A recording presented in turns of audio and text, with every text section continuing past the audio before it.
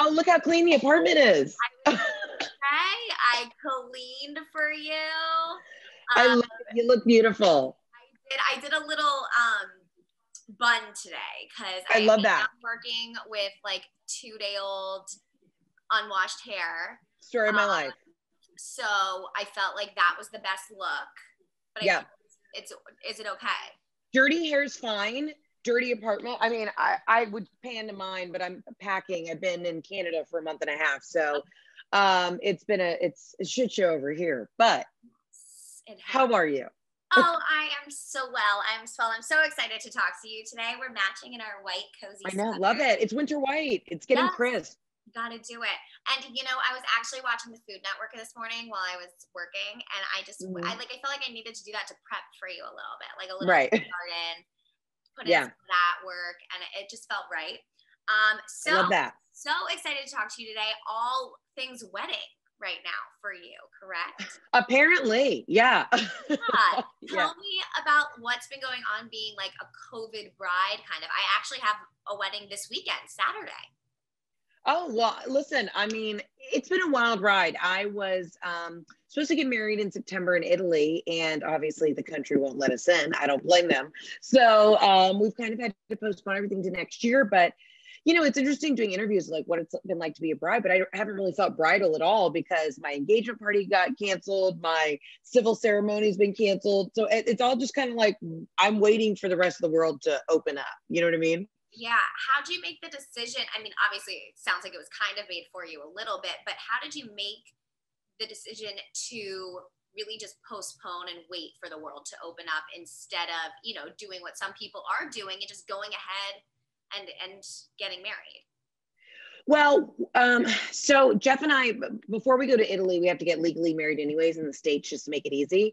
And we were supposed to get legally married in March, basically on our 10-year anniversary. And then we were about to get on the flight to fly to Malibu to do that. And then literally the world shut down then. So, I mean, listen, we can't get to Italy, and if you think you're ever getting a deposit back from the country of Italy, you're not Italian because I am.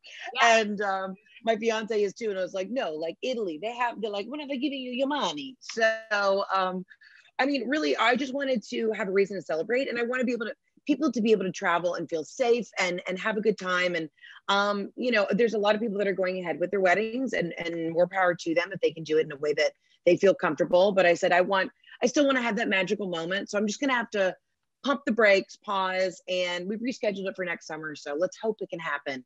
But we've been legally trying to get married in the States, but the courts are still closed. So we're trying to figure that out.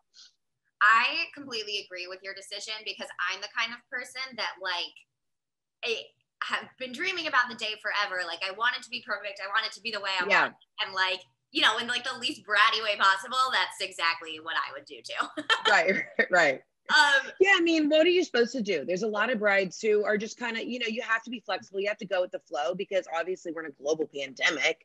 I mean, things are out of our hands. And I think the safety of everybody's family is the most important, right? Definitely. Now, when it came to shopping for your wedding dress and kind of getting all those things done, you were able to do that before the pandemic, correct? Well, so I had my wedding dress designer and we designed our dress, but now because my wedding is shifted from the end of fall to a summer wedding, I'm going to have to completely redo the dress. I haven't tried on a dress. I have no idea. I am so far behind on all that, but I feel like in a good way, like the Lord kind of put a pause on everything. So I'd have some time to get my act together. I've been over here just like woofing down, pasta and donuts, and not that you can't, but it's just, I don't know if I'm going to slip into that dress as easily as I thought I was going to. I love, oh my gosh, I didn't even think about that. Like a total change of season means like a total change of everything going on with the wedding, like the vibe.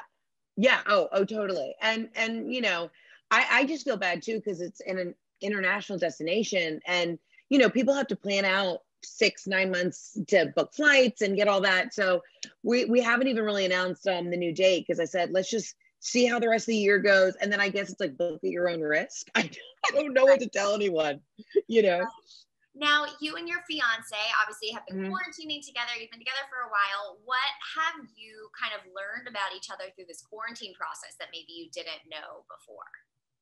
Jeff is very comfortable with not changing his clothes for like 3 days. It got to the point at the beginning where I just said, we got to shower today. I mean, boys can be boys he's such a sharp guy, but when you really just let him relax on the couch for a while, it can get pretty gnarly. So we did have to have a chit chat about hygiene at one point. It's interesting. I've been on the road for the last year, and he and I were long distance for so long. So it was funny, just us really getting to make up for so much lost time being connected and together. We had a blast. I mean, a lot of people came out of this divorced. I was like, I still want to marry you. So that's a good sign, right? Positive. I truly think if you guys can make it through this, and if people can make it through unmarried through this, like when they still have full option to opt out, like you're good. Yeah. I mean, there are definitely times where I looked at him on the couch and I was like, is today the day that I murder you? I don't know. But I feel like that's just everybody talking through their mental health during this crazy year. Definitely. And when it comes to your comedy, we had Melissa Rivers on our podcast the other day, and she was talking about how she has a podcast herself. She just spoke to Bob Saget, essentially how comedy is so different from what it used to be, from when her mom was coming up in it and when her mom was here, in that does real comedy still exist? Because we're living in this super hypersensitive time. I'd love to get your take on that and just where your comedy is getting inspired by and how you maybe have felt it's changed. Well, Joan Rivers was like an icon to me. I mean, she was one of the reasons why I got into comedy. So, slide in and connect me with Melissa. Oh, yeah. No, I mean, listen, it's interesting. Interviews always want to say that. They're like, what's it like to be a comedian in this sensitive time? But I feel like our entire job is to go out into the world, observe things, take the things that make you feel uncomfortable or that are awkward or they're taboo to talk about, and find a common denominator for us all to connect with it. So that's really me doing my job. I mean, you can say crazy things, but obviously I try in my comedy to speak from my point of view and my life story and what I've been through. So I really just try and be relatable on that. And then, I feel like people find human connection through the stories that I tell that I've been through. But no, I think our job is to continue to push through and make people laugh and to talk about the things that make us uncomfortable and awkward. And you have to find the humor, because that's how you find the human connection when we're all kind of like, we're all uncomfortable going through this. You know what I mean? Definitely. And you've gone viral many a times for your Ina Garten impressions, and also Kris Jenner. Have the Kardashians ever reached out to you or commented on any of your Kris impressions? No. And I would love to meet them. Happen. Yeah, we got to I just want to hang out with Kris Jenner one day and I'll hold her Birkin bag. I just want to smell her hair, just feel that momager star power, because I know she just radiates it. And all my other friends who've met her have been like, she's just as fabulous as you think she is. Oh, for sure. I can just see you guys having one of those like Jennifer Lawrence nights that she has, where they get really drunk on wine and like sit in her closet. I definitely see that for you.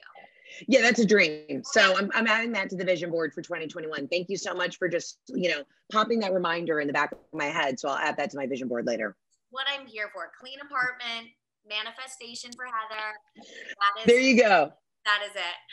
That's it. And then with Ina, anything with her? I mean, obviously she went viral early with her big martini in quarantine, and that So I've been doing the Barefoot Contessa for a while. I adore her, and it's really, I think, you do impressions of people that you enjoy and that you love. I have not heard from her team. I'm really now going to start working on a Martha Stewart impression.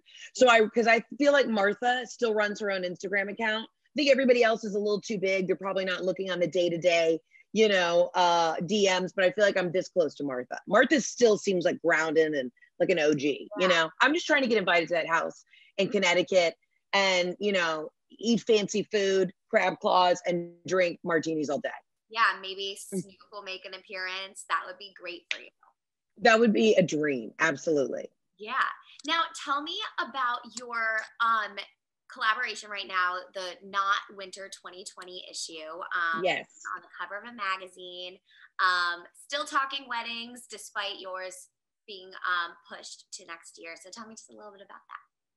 Well, it's cool. The Knot reached out, and they, the team over at the Knot have been following me kind of through the quarantine bridal talk. And I think I've just been really honest about, like, listen, nobody knows what the right call is. You're already on pins and needles with weddings and trying to please everybody. And I think it's really refocused, like, what do you want to do with your spouse or your partner, And so they reach out and they're like, listen, we feel like you can have a real talk about what's actually going on with COVID brides. And it's really interesting because, girls will DM me or approach me and like, I don't know what the right call is. I'm like, I don't either. So we're kind of all in this together. We've all kind of hunkered down together this year, but I feel like there's one thing that all these brides have in common. We're like, our stress is through the roof because we don't know what the right call is on anything.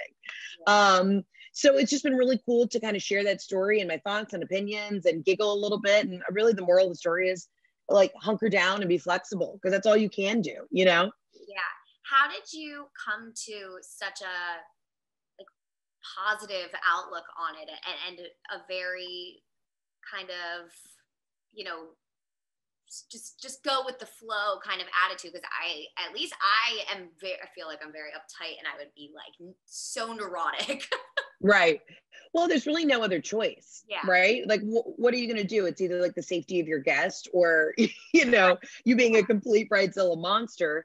And really and truly, I just said when it's supposed to happen, it's going to happen. And, I know there's some people who are going on with their weddings and more power to them. I mean, if that's what they want to do, but I just said, I just don't want COVID to be lingering. And I know it'll forever change kind of our lives moving forward. But I just said, I want to wait till things die down and everybody feels a little bit more comfortable to really celebrate and to not have that in the back of, everyone's mind, which who knows, I might have to wait 10 more years to get married. I don't know. No. Oh God, I hope not. Right. And coming up for you, is there anything that you have going on? Any specials that you're filming, things like that? Well, so the tour got postponed, the farewell tour. We're going to get back on the road next year. So we're going to be announcing new dates for that. And then, I'm shooting something here in Canada. I can't say it yet. I don't know how any of this works, honestly. I'm just like, what can I say? What can't I say? So I have some things that are coming out next year, which I'll be excited for, but I guess you'll just have to wait and see. Is that what they say? Yeah. Wait and see. I'll announce soon. I'm teasing you. Yeah. Amazing. Well, Heather, thank you so much for taking the time to chat with me today. We're so excited to have you on Hollywood Life. And you can share this video to your Instagram story next and show me. Yes, exactly. The apartment looks beautiful. I had to call you out when I saw, it was like you ran in the door and threw the purse down. I deserved it. No, it's great. Thank you so much, Heather. Thank you. Y'all have a good one. Ciao. Bye. Bye.